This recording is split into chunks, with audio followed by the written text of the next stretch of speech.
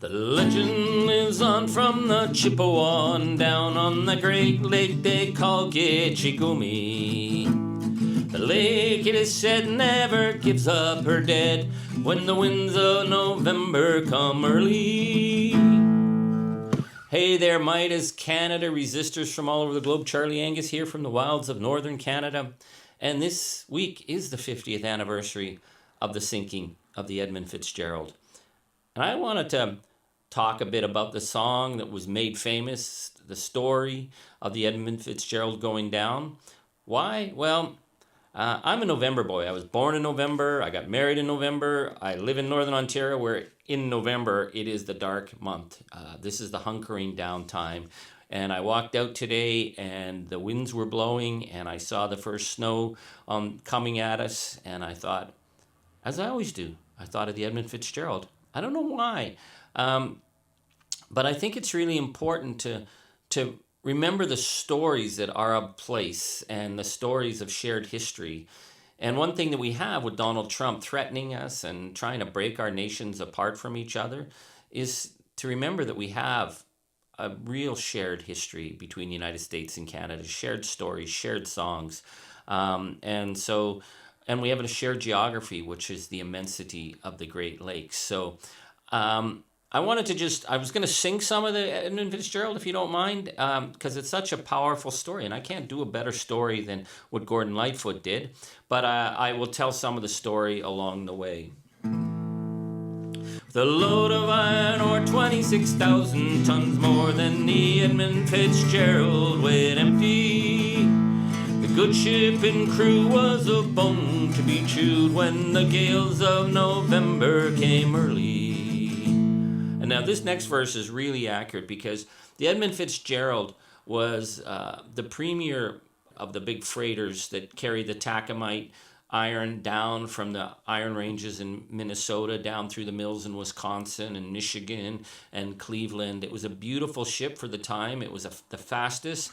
And so what Gordon tells us says, the ship was the pride of the American side, coming back from a mill in Wisconsin. As the big freighters go, it was bigger than most, with a crew and a captain well seasoned, concluding some terms with a couple steel firms when they left fully loaded for Cleveland. Later that night when the ship's bell rang out, could it be the north wind they're feeling?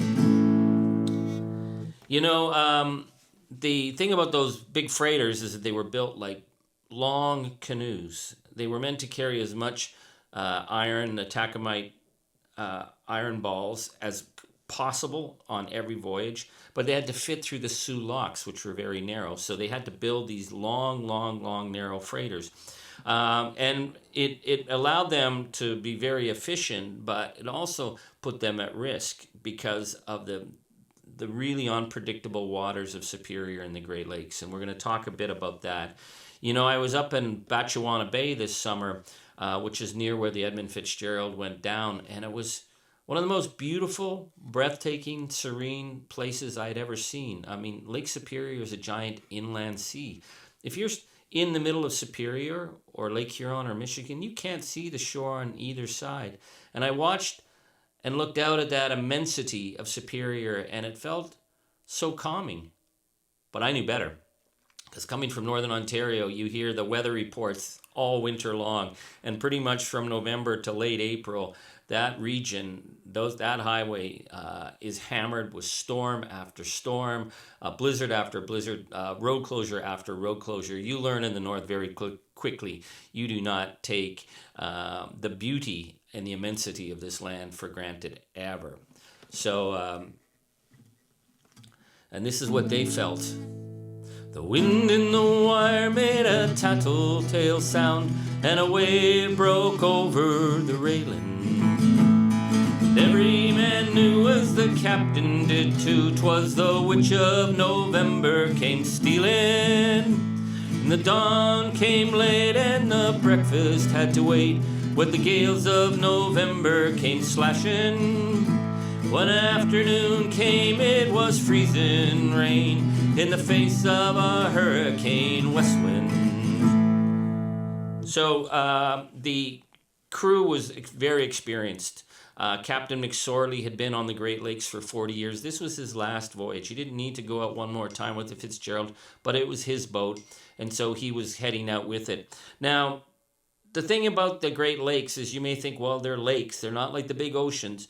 But the difference is that when a gale hits in the oceans, the salt water weighs the water down. So what you get are these big rolling crests. And so the ships are riding the waves like that. In Superior, the water's lighter. So when a gale force hits, it pushes big giant spikes.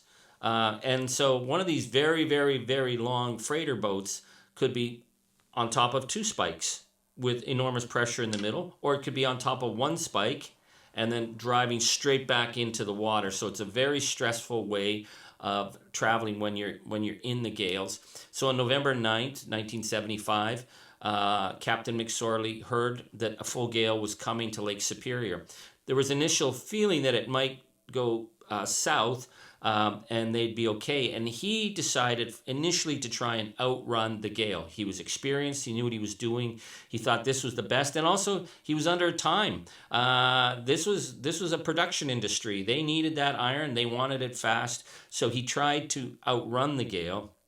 But as the gale got worse, he decided to move the ship up onto the more on the Canadian side, which was more protected from the gale. And when supper time came, the old cook came on deck saying, "Fellows, it's too rough to feed ya."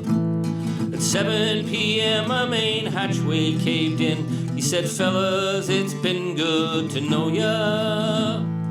Now, there's been a lot of debate about whether that hatchway gave in or not. People were never really sure. One of the things about all those ships on the Great Lakes is any ship has, it's called a plimsoll line. It's a line that's painted along the lower hull. And a ship is never allowed to sit below that plimsoll line because it says that below that line, it's no longer able to be really safe in case big waves come. But thanks to deregulation, thanks to corporate interests, they kept lowering that plimsoll line on the Edmund Fitzgerald so that it could carry more and more iron. So the Fitzgerald going into that gale was sitting very, very low in the water.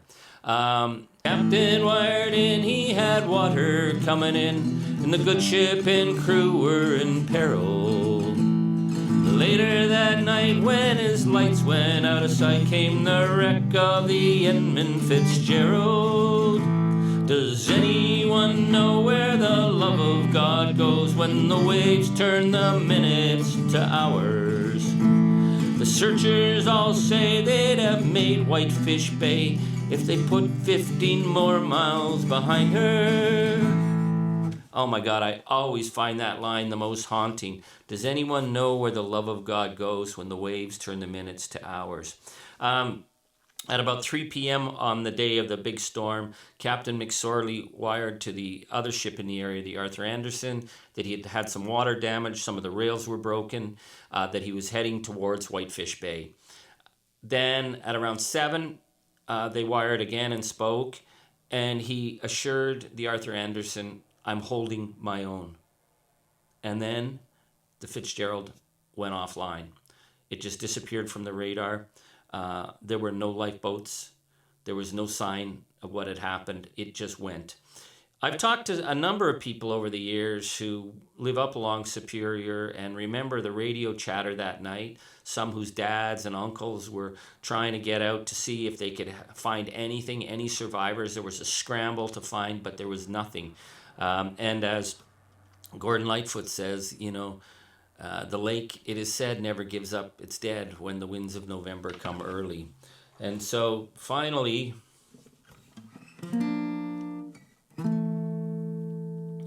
in a musty old hall in Detroit, they prayed in the Maritime Sailors' Cathedral.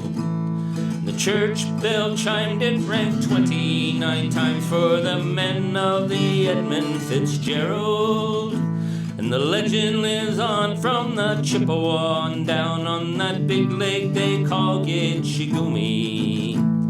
Superior said never gives up her dead when the gales of November come early. Wow, it is such a powerful song, and it's so much part of our psyche. So on this 50th anniversary of the wreck of the Edmund Fitzgerald, it teaches me a couple of things to be mindful of. One is, don't take the beauty and the immensity of these great northern lands for granted ever. And that we do share a common story across the borders, across both sides of the Great Lakes. We are people that have shared histories, shared triumphs, shared tragedies.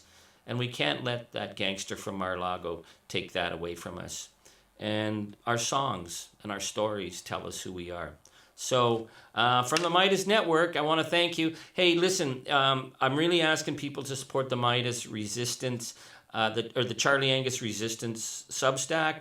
We're almost at 70,000 subscribers. It's free. Please subscribe. And hey, if you want to become a paid subscriber, those paid subscriptions are really what allows our little team to carry on and do the work we're doing. So check out Charlie Angus Resistance Substack. I tell the story of the Edmund Fitzgerald there as well. And please hit subscribe so we can get beyond 200,000 subscribers. So thanks so much, folks. Keep kicking at that darkness. It's going to bleed daylight. Thank you.